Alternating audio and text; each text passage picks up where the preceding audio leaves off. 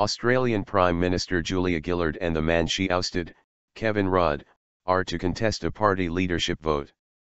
Ms. Gillard called the vote after Mr. Rudd's supporters sought to force a party meeting to hold a ballot. The vote will take place at 19 o'clock local time, 9 o'clock GMT, on Wednesday.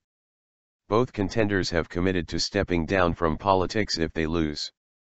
The move comes ahead of a September 14 election, which polls suggest Labour is set to lose. Ms. Gillard toppled Mr. Rudd in a leadership challenge in 2010, but he remains more popular with voters, and there has been sustained discussion about the Labour Party leadership in recent weeks. This is it. Julia Gillard's call came hours after news surfaced that Kevin Rudd's supporters were circulating a petition calling for a caucus meeting to vote on the party leadership.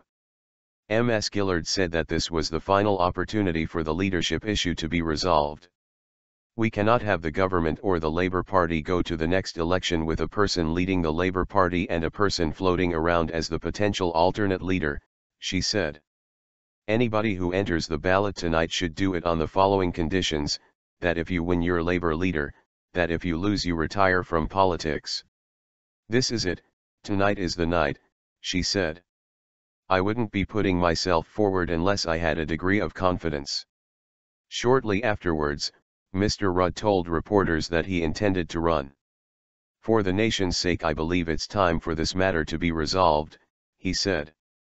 "I believe with all my heart that I owe it to the Australian people to offer them a viable alternative. If I lose, of course I would announce that I would not contest the next election, and I thank Julia for making the same commitment."